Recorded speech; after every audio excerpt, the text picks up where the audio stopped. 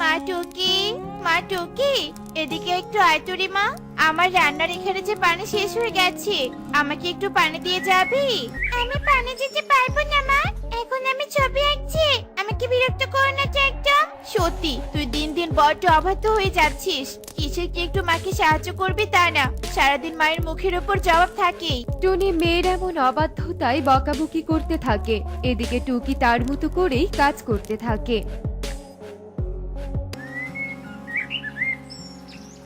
মা টুকি, তোর জন্য খাবার নিয়ে এসেছি, একটু খেয়ে নে তো মা। এসব তুমি আমার জন্য কি রান্না করে নিয়ে এসেছো মা? সবজি ভাত রে মা, অনেক মজা হয়েছে খেতে, একটু খেয়ে নে। না না মা, আমি সবজি ভাত খেতে পারবো না। তুমি প্রতিদিন আমাকে সবজি ভাত খেতে দাও, আমার এসব সবজি খেতে একদম ইচ্ছে করে না মা। এভাবে কেন বলছিস রে মা? আমরা কি ইচ্ছে করে তোকে সবজি খেতে দেই রে মা? তুই এখন খেয়ে নে তো, তোর বাবার কাছে টাকা হলেই তোর জন্য মাছ নিয়ে আসবো। সেই কবে থেকে তুমি আমায় বলছো বাবার কাছে টাকা হলে মাছ মাংস কিনে দিবে, কিন্তু বাবা তো কিনে আনে না মা, তাই আমি খাবো না। কুকুররা কত ভালো ভালো খাবার খায়। টুকি, তুই শুধু শুধু রাগ করছিস, চুপচাপ খেয়ে নে তো।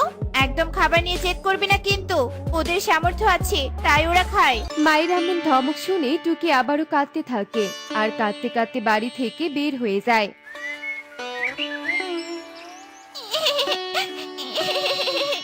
আমি থাকবো না, এই বাড়িতে আমি আর থাকবো না। আজকে আমি বাড়িতে যাবই না, এই গাছতলাতেই থাকবো। একে টোকে, তুমি এভাবে কাঁদছো কেন? কি হয়েছে তোমার? তোমাকে তো আগে কখনো কাঁদতে দেখিনি। আমাকে বলো, তোমার হালকা লাগবে। জোনাই, আমি কাঁদছি কেন সেই কথা তোকে বলতে হবে নাকি শুনে? যা এখান থেকে, একদম আমাকে বিরক্ত করবি না। যা বাবা, আমি তো ভালোর জন্য জানতে চাইলাম, আর আমাকে কিনা এভাবে বকা দিলো। যাই, আমি আমার কাজে চলে যাই। ইঁদুর টুকির এমন কথা শুনে সেখান থেকে চলে যায় আর টুকি ঠায় সেখানে দাঁড়িয়ে থাকে। এভাবেই বেশ কিছুক্ষণ কেটে যায়। এদিকে টুনি তার মেয়েকে বুঝিয়ে শুনিয়ে বাড়িতে নিয়ে যায়। সুখী দিদি, ও সুখী দিদি, শুনে যাও গো, একটা খবর আছে। কি খবর এনেছিস কাকুলি? আর এভাবে হাঁপাচ্ছিস কেন শুনি? কোনো খারাপ সংবাদ আছে নাকি? পাশের বনে এক তান্ত্রিক বাবার কাছে শুনে এলাম গো, আমাদের বনের ভিতর নাকি বন আছে, আর সেই বন নাকি এক অন্যরকম রাজ্য। আমার তো মাথাতে কিছুই ঢুকছে না দিদি। কি বলছিস কাকুলি? বনের ভিতর আবার বন হয় নাকি? তুই হয়তো ভুল শুনেছিস, নয়তো পাগল হয়েছিস। না দিদি, আমি একদম ঠিক কথাই শুনেছি। নিশ্চয়ই কোনো রহস্য আছে এই বন নিয়ে, নিশ্চয়ই আছে। কাকুলি এসব বলতে বলতে সেখান থেকে চলে যায় আর সুখী পায়রাও তার নিজের মতো করেই বাড়ির দিকে যেতে থাকে। এভাবেই দিন কাটতে থাকে। এদিকে কাকুলির সেই অদ্ভুত কথা বনের চারদিকে ছড়িয়ে পড়লেও সময়ের সাথে সাথে তা সবাই ভুলে যায়।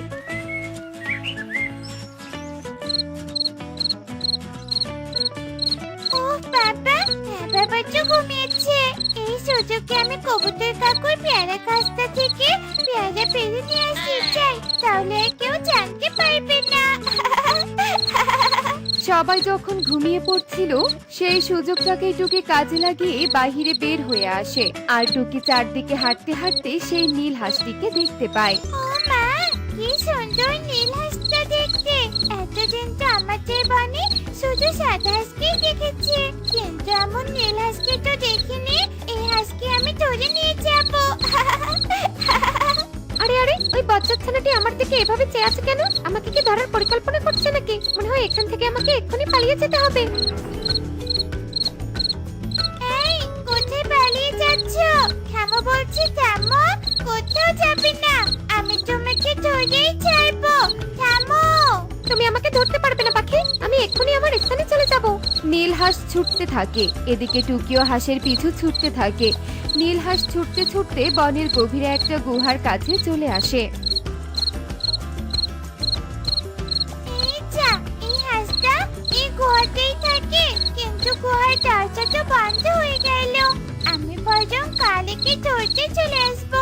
এখন বাড়ি চলে যাই, ভীষণ রাত হয়ে গেছে, মায়ের আবার ঘুম ভেঙে যাবে। টুকি হাঁসকে ধরতে না পেয়ে বাড়িতে চলে আসে আর চুপি চুপি ঘুমিয়ে পড়ে। এদিকে টুনি ঘুমের কারণে এসব কিছুই জানতে পারে না।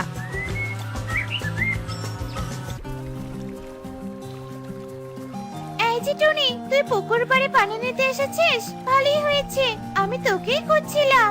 কেন দিদি, আমি কি করেছি? তুই করিসনি, কিন্তু তোর মেয়ে করেছে। বড্ড অবাধ্য তোর মেয়ে, তাই না?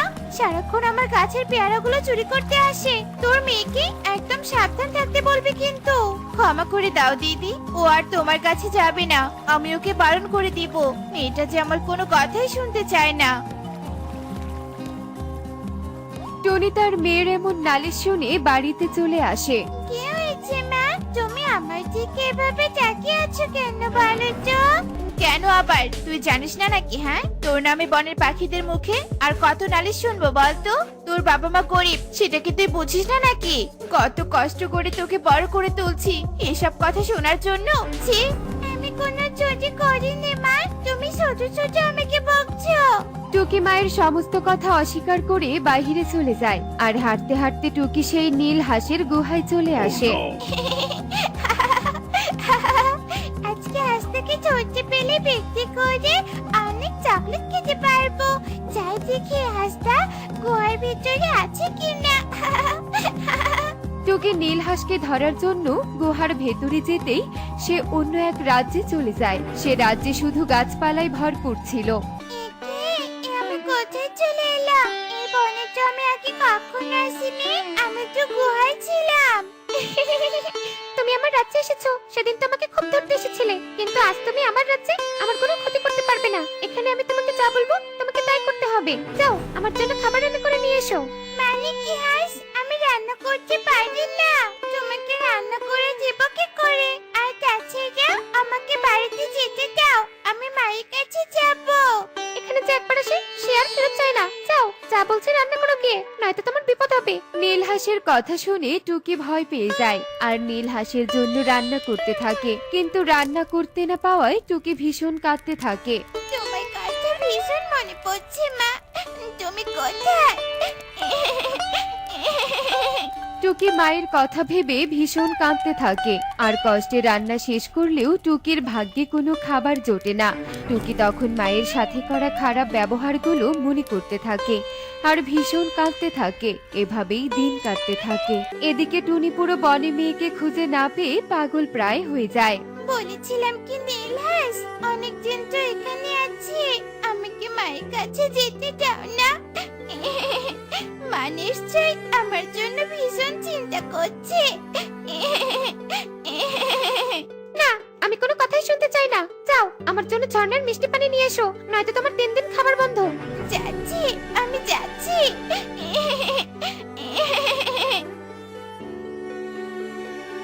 টুকি কাঁদতে কাঁদতে নীল হাঁসের জন্য ঝর্ণা থেকে মিষ্টি পানি আনতে চলে যায়। একবার মায়ের কাছে যেতে পারলে ক্ষমা চেয়ে নেব। মা কত কষ্ট করে আমাকে খাবার রান্না করে দিত, আর আমি কিনা না খেয়ে কত কষ্ট দিয়েছি। মাকে কাজে সাহায্য করিনি, আবার সবার কাছে চুরি করেছি।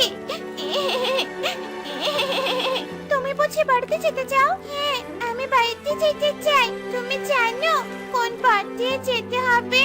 হ্যাঁ, এই পানিতে ডুব দাও, তাহলেই হবে। ঝর্ণার কথা শুনে টুকি ঝর্ণার পানিতে ডুব দিতেই তার নিজের বনে চলে আসে আর টুকি ভীষণ খুশি হয়ে বাড়িতে আসে।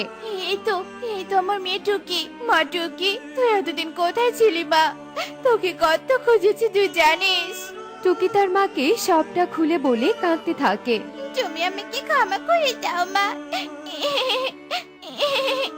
আমি এতদিনে তোমার অভাব বুঝতে পেরেছি। আমি আর তোমার সাথে কখনো খারাপ ব্যবহার করব না। পাগলি মেয়ে আমার, মায়েরা কি সন্তানের উপর রাগ করে থাকতে পারে বল? আমি খুব খুশি হয়েছি তুই সুস্থভাবে ফিরে এসেছিস। তাই এখন ঘরে চল তো, তোকে আজ মজার মজার খাবার রান্না করে খাওয়াবো।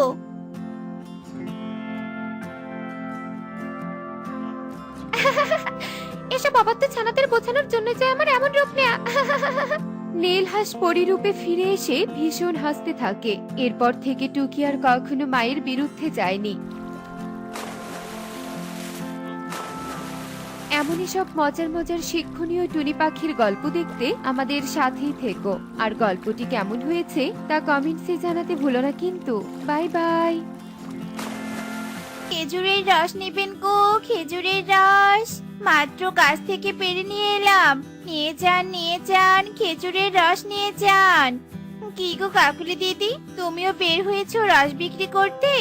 হ্যাঁ রে টুনি, আজ তোর সাথে দেখা হয়ে গেল। চল আজ না হয় একসাথে খেজুরের রস বিক্রি করি। আচ্ছা ঠিক আছে, তবে চলো। কে কে খেজুরের রস নেবেন তাড়াতাড়ি চলে আসুন আমাদের কাছে। খেজুরের রস নিয়ে যান, খেজুরের রস। খেজুরের রস নিয়ে যান, একবার খেলে বারবার খেতে চাইবেন। নিয়ে যান, নিয়ে যান। এই টুনি আর কাকুলি, দাঁড়া দাঁড়া, আমরা নিব খেজুরের রস। টনি, আমাকে এক গ্লাস খেজুরের রস দে দেখি, ভালো লাগলে আরেক গ্লাস নিব, কেমন? আচ্ছা ঠিক আছে সুখী দিদি, এই নাও, আগে খেয়ে দেখো। আমার বিশ্বাস তোমাদের অনেক ভালো লাগবে।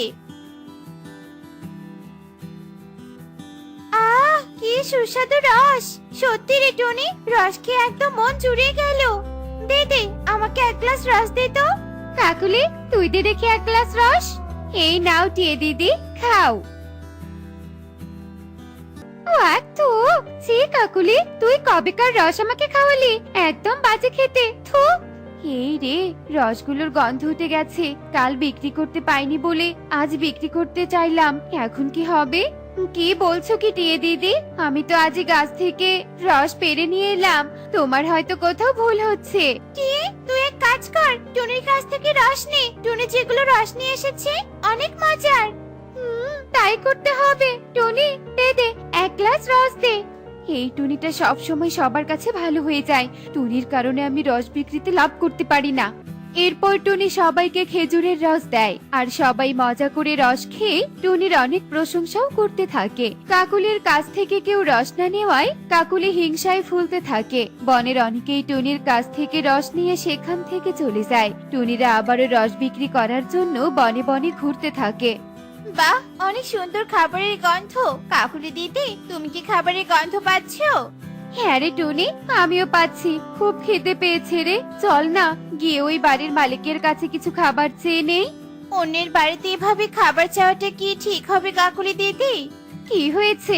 আমরা তো অন্য কিছু চাইছি না, সামান্য একটু খাবারই তো চাবো। আচ্ছা ঠিক আছে, তবে চলো। এই বলে টনি ও কাকুলি খাবার চাওয়ার জন্য সেই বাড়ির দিকে এগিয়ে যায়, আর বাড়ির মালিককে ডাকতে থাকে। বাড়ির মালিক কোনো সাড়া না দেয়ায় তারা দুজন ঘরের ভেতরে প্রবেশ করে। ওয়াও, কত মজার মজার খাবার! এত খাবার দেখে আমি লোভ সামলাতে পারছি না। এ কি কাকুলি দিদি, বাড়ির মালিককে না জানিয়ে খাবার খাচ্ছ যে? এটা করা তোমার একদমই উচিত হচ্ছে না। আরে টুনি, দেখছিস না বাড়িতে কেউ নেই, আর কেউ আসার আগেই আমরা এখান থেকে চলে যাব। এত কিছু না ভেবে খাবার খাটুনি। এরপর টুনি আর কিছু না ভেবে খাবার খেতে শুরু করে। আর কিছুক্ষণ পরেই তাদের সামনে এক আলোক রশ্মি ফুটে ওঠে। সেই আলোক রশ্মি থেকে ভয়ঙ্কর ডাইনি বেরিয়ে আসে। এ কি ডাইনি? কে তোরা? আর আমাকে না বলে আমার খাবার খাচ্ছিস কেন? তোদের সাহস তো কম নয়। দয়া করে ক্ষমা করো ডাইনি, আমরা জানতাম না এগুলো খাবার তোমার। খুব খিদে পেয়েছিল তো, তাই খাচ্ছিলাম আর কি। হ্যাঁ ডাইনি, আমাদের ভুল হয়েছে। তুমি আমাদের কিছু করো না। ঠিক আছে ঠিক আছে, আমি তোদের কিছুই করব না, কিন্তু তার আগে আমার একটা শর্ত পূরণ করতে হবে। কি সেই শর্ত? আমরা তোমার সব শর্ত পালন করতে রাজি আছি। পাতালপুরে আমার ডাইনি রাজ্যে যেতে হবে, আর ডাইনি রাজ্য থেকে জাদুর কাঠি আমাকে এনে দিতে হবে। ওই জাদুর কাঠি আমার, কিন্তু সেখানকার বজ্জার ডাইনি আমার কাঠি কেড়ে নিয়েছে। তোমার কাঠি কেড়ে নিয়েছে? কিন্তু কেন? আমার সব শক্তি সে নিতে চায়, তাই আমি চাইলেও সেখানে যেতে পারবো না। তোরা কি সেই কাঠি আমাকে ফিরিয়ে এনে দিতে পারবি? পারবো, অবশ্যই আমরা পারবো। ডাইনি, তুমি চিন্তা করো না, আমি আর টুনি তোমার কাঠি ঠিক নিয়ে আসবো। এই বলে টনি ও কাকুলি ডাইনির কাঠি নিয়ে আসার জন্য পাতালপুরের ডাইনি রাজ্যের উদ্দেশ্যে রওনা হয়। টুনি, আমরা ডাইনির নাগাল থেকে অনেক দূরে চলে এসেছি। চল এখন আমরা আমাদের বাড়িতে ফিরে যাই, ডাইনি আমাদের ধরতেই পারবে না। কাকুলি দিদি, তোমার মাথা খারাপ হয়ে গিয়েছে নাকি? হ্যাঁ, ভুলে যেও না, আমরা ডাইনিকে কথা দিয়ে এসেছি, আমরা ডাইনিকে কাঠি ফিরে এনে দিব। কিন্তু টনি, ডাইনি রাজ্যে গেলে আমরা আর কখনো বেঁচে ফিরতে পারবো না, তুই বোঝার চেষ্টা কর। কাকুলি দিদি, তুমি যাবে কিনা সেটা বলো, না গেলে আমি একাই যাব। ধুর, কোন ঝামেলায় যে পড়লাম। ঠিক আছে, চল তাহলে।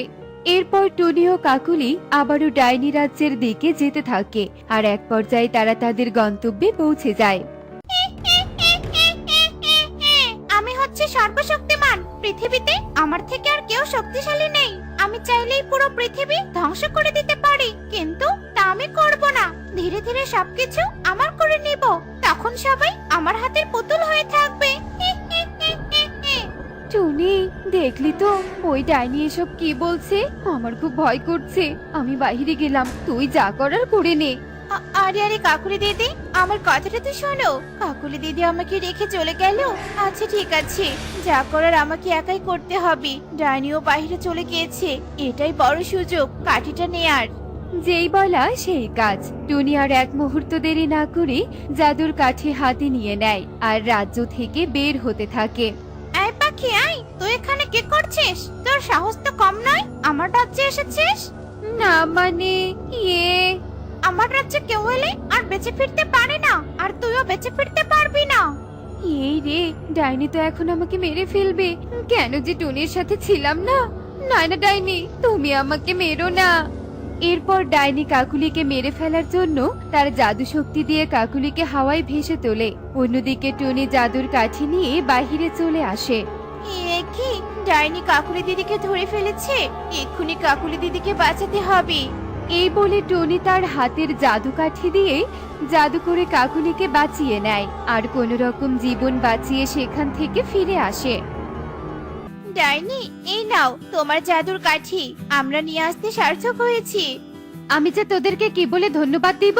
তোদেরকে অসংখ্য ধন্যবাদ। বজ্জাত ডাইনির সব শক্তি নষ্ট হয়েছে আর কাঠি আবারও ফিরে পেয়েছি আমি। তোদের এই উপকার আমি কোনোদিনও ভুলবো না। তোরা খুব সাহসী পাখি।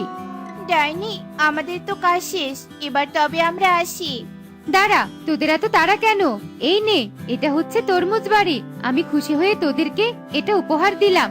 এখন থেকে এই বাড়িতেই থাকবে, কেমন? ধন্যবাদ ডাইনি, এই তরমুজ বাড়িটা আমাদের অনেক পছন্দ হয়েছে। এরপর টনি ও কাকুলি ডাইনির দেয়া তরমুজ বাড়ি নিয়ে সেখান থেকে চলে যায় আর সেই বাড়িতে তারা দুজন থাকতে শুরু করে। কিন্তু কাকুলি মনে মনে খুবই হিংসা করে। সে চায় যেন সেই তরমুজ বাড়িতে সে একাই থাকবে। তরমুজ বাড়ির ভাগ টুনিকে দিতে চায় না। যে করেই হোক টুনিকে এই বাড়ি থেকে তাড়াতেই হবে। আমি চাই না এই বাড়ির ভাগ টুনিকে দিতে। আমি একাই এই বাড়িতে থাকবো, কিন্তু কিভাবে তাড়াবো?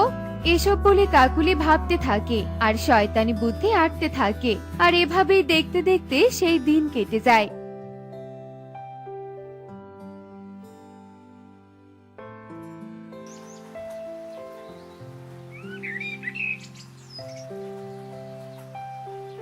পরের দিন টুনি তার সাইকেল নিয়ে খেজুর রস বিক্রি করার জন্য বেরিয়ে পড়ে আর কাকুলি বাড়িতেই রয়ে যায়।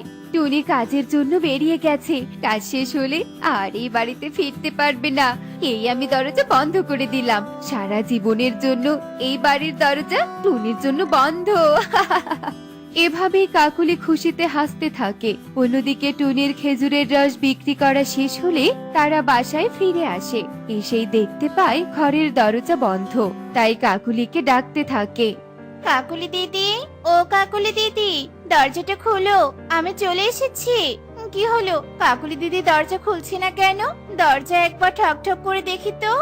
এরপর টুনি দরজা ঠক ঠক করতে থাকে। ঘরের ভেতরে কাকুলি বিরক্ত হয়ে দরজা খুলে টুনিকে গালি দিতে থাকে। এই টুনি, এই কি হয়েছে?